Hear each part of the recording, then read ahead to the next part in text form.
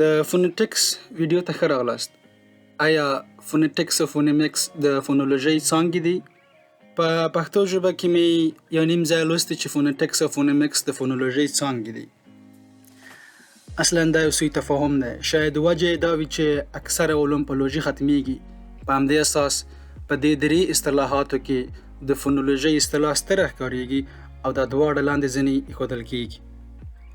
کیسه داسې نه ده او تر ډیره برعکس ده. اصلا یو عالم دی وایي چې فونولوژي دې د فونیټکس یو څانګه شي، خو د هغه خبره لا تر اوسه منل شوې نه ده. په هر صورت په دې ویډیو کې به په دې درې اصطلاحاتو رڼا واچوو: فونیمکس، فونیټکس او فونولوژي څه توپیر لري.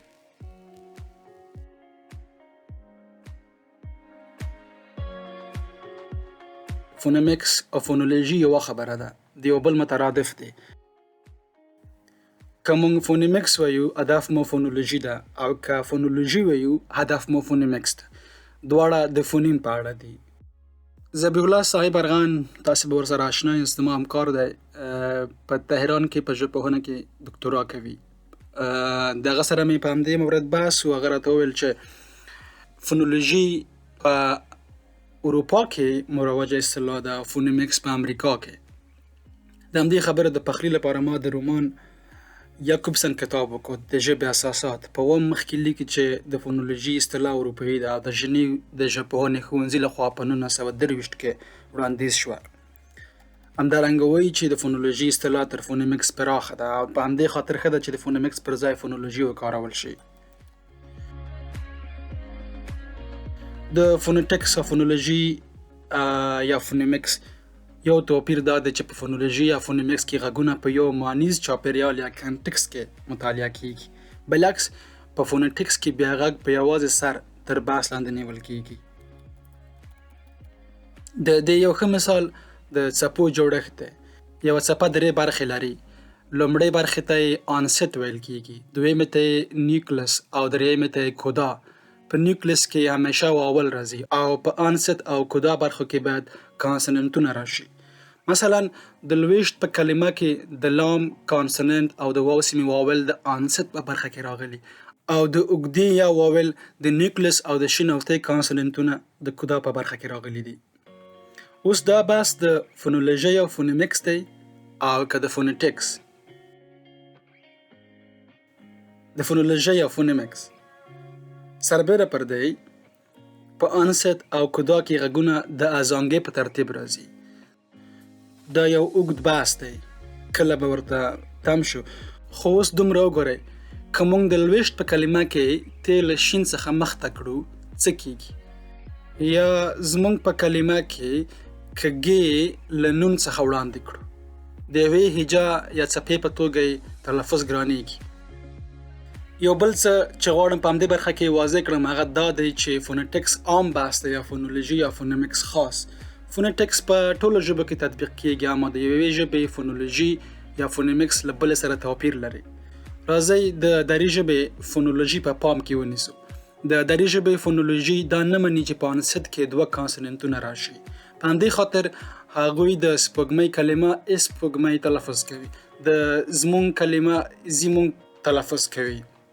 فونولوژي او فونیمکس هڅه کوي چې هغه قوانین را برسېره کړي چې له مخې یو ژبه غږونه څنګه له یو بل سره ږدي او معنا تشکیلوي. له دې سره راځو خپل زبردست مثال ته چې ما چېرته لیدلی و او غواړم یې له تاسو سره شریک کړم. فونولوژي یا فونیمکس د یوې ودانۍ د هندسي جوړښت حیثیت لري، عمودي، افقي او منحني کرښې. له بلې خوا فونیټکس د ودانۍ د موادو حیثیت لري، لکه کانکریټ، خښتې، دروازه، کړکۍ او نور. په هر صورت راځو نورو توپیرونو ته. د فونیټکس او فونولوژي یا فونیمکس بل توپیر دا دی چې په لومړي کې غږونه د تولید او رامنځته کېدو په اساس تقسیم بندي کیږي، او په دویم کې غږونه په کلمو کې د نقش په اساس. فونولوژي یا فونیمکس په فونیم بحث کوي او فونیټکس پر فون. په دې ډول فونیټکس عام دی او فونولوژي یا فونیمکس خاص. په بله وینا په فونیټکس کې د نړۍ ټول غږونه څېړل کیږي او په فونولوژي یا فونیمکس کې د یوې ځانګړې ژبې لکه وړاندې مې چې د دري ژبې او پښتو ژبې فونولوژي په توپیر خبره وکړه.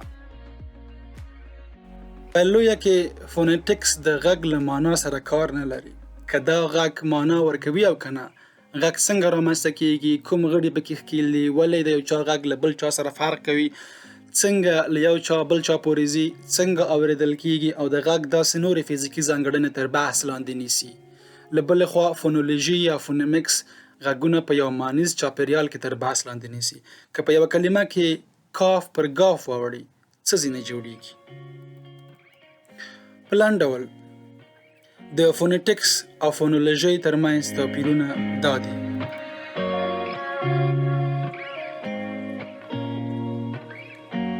او په پای کې دا هم په یاد ولرئ چې فونولوژي او فونیمکس دواړه یوه خبره ده. بل وخت به د فونیمکس او د فونولوژي پر موضوع بحث وکړو چې ولې فونولوژي او پر فونیمکس فونولوژي غوره بلل کیږي او اوس ډېر کارآمد لري. تر بیا په پاک خدای مو سپارم، له آفتونو په امان کې اوسئ. د خدای په امان.